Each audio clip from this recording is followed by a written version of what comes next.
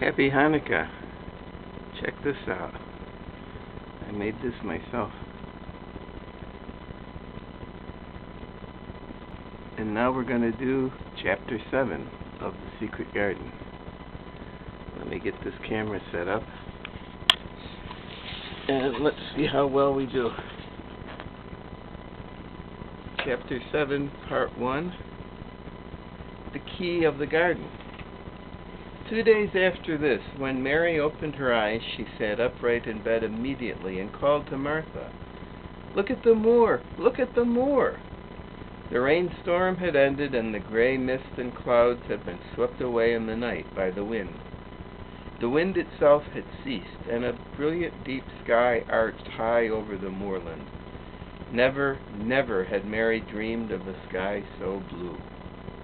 In India, skies were hot and blazing. This was of a deep, cool blue, which almost seemed to sparkle like the waters of some lovely bottomless lake. And here and there, high in the arched blueness, floated small clouds of snow-white fleece. The far-reaching world of the moor itself looked softly blue instead of gloomy purple-black or awful dreary gray. "Aye," said Martha with a cheerful grin, "the storm's over for a bit. It does like this at this time of the year. It goes off in a night like it was pretending it had never been here and never meant to come again. That's because the springtime's on its way. It's a long way off yet, but it's coming." "I thought perhaps it always rained or looked dark in England," Mary said. No," said Martha, sitting up on her heels among her black lead ashes. "Naught of the sort." "What does that mean?" asked Mary seriously. In India the natives spoke different dialects which only a few people understood, so she was not surprised when Martha used words she did not know. Martha laughed as she had done the first morning. "There now," she said, "I've talked broad Yorkshire again like Mrs. Medlock said I mustn't. Naught o' the sort means nothing of the sort." Slowly and carefully. "But it takes so long to say it. Yorkshire's the sunniest place on earth when it is sunny. I told thee thou'd like the moor after a bit. Just you wait till you see the gold-colored gorse blossoms and the blossoms of the broom and the heather flowerin', all purple bells and hundreds of butterflies flutterin' and bees hummin' and skylarks soarin' up and singin'. You'll want to get out on it at sunrise and live out on it all day like Dickon does." "Could I ever get there?" asked Mary wistfully, looking through her window at the far-off blue. It was so new and big and wonderful, and such a heavenly color. "I don't know," answered Martha. "Thou's never used thy legs since thou was born, it seems to me. Thou couldn't walk 5 mile. It's 5 mile to our cottage." "I should like to see your cottage." Martha stared at her a moment curiously before she took up her polishing brush and began to rub the grate again. She was thinking that the small, plain face did not look quite as sour at this moment as it had done the first morning she saw it. It looked just a trifle like little Susan Ann's when she wanted something very much. "I'll ask my mother about it," she said. "She's one of them that nearly always sees a way to do things. It's my day out today, and I'm going home. I'm glad. Mrs. Medlock thinks a lot of Mother. Perhaps she could talk to her." "Excuse me."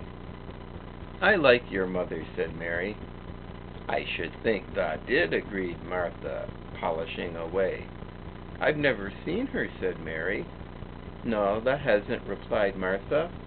She sat up on her heels again and rubbed the end of her nose with the back of her hand, as if puzzled for a moment, but she ended quite positively. Well, she's that sensible and hard-working and good-natured and clean that no one could help liking her, whether they'd seen her or not. When I'm going home to her on my day out, I just jump for joy when I'm crossing the moor. I like Dickon, added Mary, and I've never seen him. Well, said Martha stoutly, I've told thee that the very birds likes him, and the rabbits and wild sheep and ponies and the foxes themselves. I wonder, staring at her reflectively, what Dickon would think of thee. He wouldn't like me, said Mary in her stiff, cold little way. No one does. Martha looked reflective again. How does thou like thyself? She inquired, really quite as if she were curious to know. Mary hesitated a moment and thought it over. Not at all, really, she answered, but I never thought of it before.